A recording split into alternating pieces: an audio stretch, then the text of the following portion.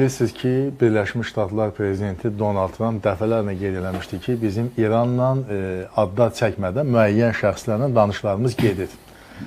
Və Qalibafın adını çəkirdilər, parlamentin rəhbərinin, o da Sepahın generalı olub. Onun adını çəkirdilər ki, danışıqlar gedir. İran tərəfi bunu təksib eləyirdi. Amma sonralar məlum olub ki, deyəsən, müəyyən səviyyələrdə bu danışıqlar olub. Onda sual yaranır. Məyər İslamabada gedənə qədər Trump administrasiyası və eyni zamanda İran tərəfi məyər bilmirdi ki, burada hansı məsələlər müzakirə olunacaq və həmin məsələlərlə bağlı razılaşma ehtimalı hansı səviyyədədir? Çox gözəl bilirdi. İran da bilirdi ki, onun qoyduğu məsələlər Vaşinqton getməyəcək. Çünki getsə, keçən verilişiniz dedim, bu kapitulyasiyadır. Eyni zamanda ABŞ-ın irəli sürdüyü məsələləri əgər İran qəbul etsə, onda bu İranın kapitulyasiyasıdır. Məsələn, məlum olub ki, İslamabad danışıqlarında iki məsələ, bütün bu 10 məsələnin içərisində prioritet məsələ olur. Birincisi, İran özünün nüvə proqramından imtina etməlidir.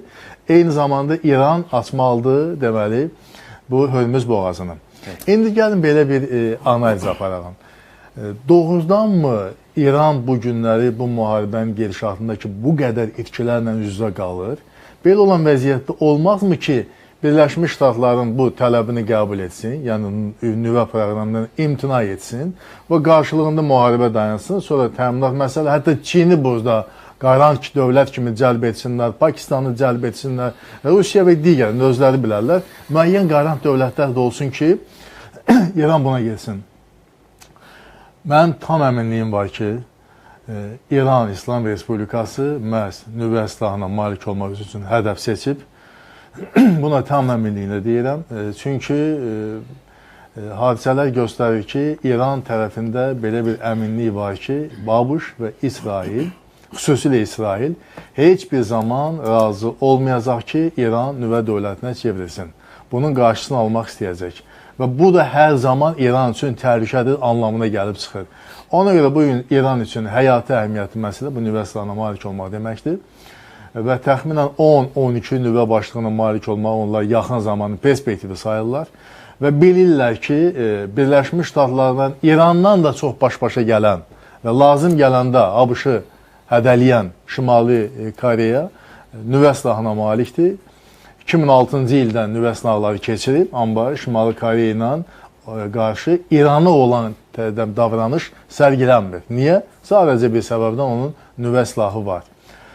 Danışıqlarla, hətta İranla ABŞ-ın danışıqların getmə vaxtı ilə də bağlı mövqeyi fərqlidir. Birləşmiş Ştatlar deyir 21 saat intensiv danışıqlar, İran tərəfi deyir ki 25 saatlıq danışıqlar.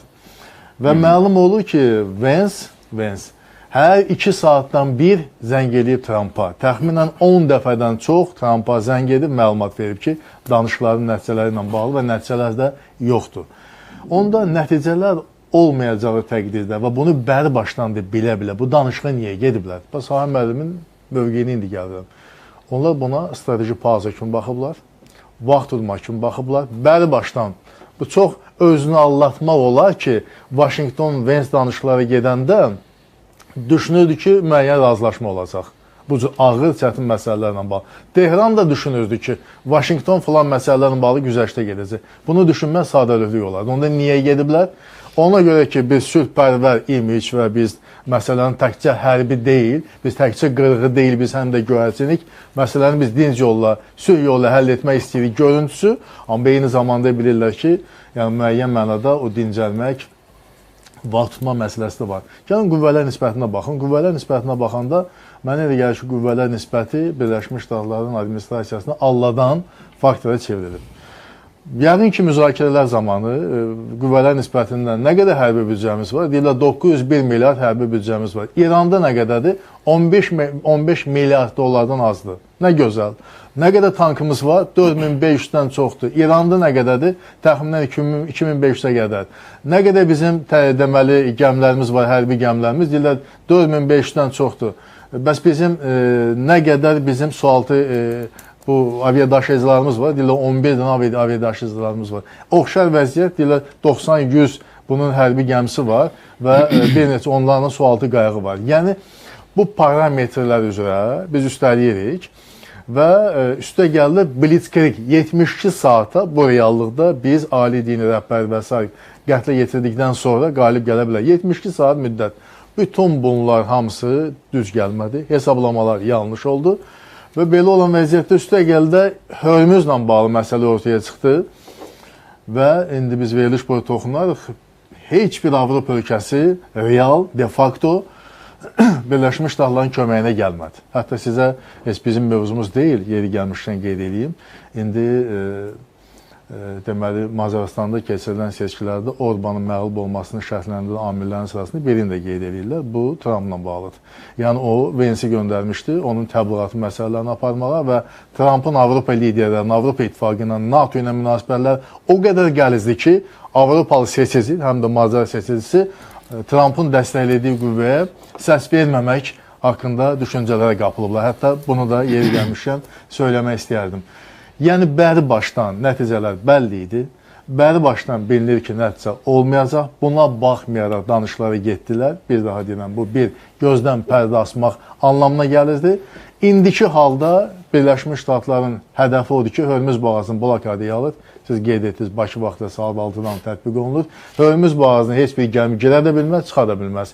Yəni, dost ölkələr, neytral ölkələr, düşmən ölkələr dəxli yoxdur. Heç bir ölkənin gəmisi Hörmüzə daxil ola bilməz. Artıq blokada siyasət həyata keçirir və belə olan vəziyyətdə Birləşmiş Ştatların prezidenti İslamabad danışıqlarından dərhal sonra deyib ki, biz İranı 10 il müddətini işıqsız qoyacağıq, elektriksiz qoyacağıq. Yəni, bu deməkdir ki, həmin o ideya elektrik stansiyalarına zərbə endirilməsi məsələsi yenidən aktuallaşa bilər. Və hətta iş o yerə gəlib çata bilər ki, fikrimi yekunlaşdırıram. Buyurun. İş o yerə gəlib çata bilər ki, indi biz hər zaman bunu söylədik və veriliş öncəsində o məsələyə toxunduq. Trumpın əl-qolunu bağlayan məsələlərdən biri 2 noyabr seçkiləridir, aralıq seçkiləridir. O seçkilərdə məğlubiyyət ab-ı havasıdır. Amma nəzərə alaq ki, Trumpın 3-cü dəfə prezident seçilmək şansı yoxdur. ABŞ Konstitusiyasının 22-ci düzəliş 1946-47-ci illərdən imkan vermir bunu etməyə. Deməli, bu onun sonuncu şansıdır.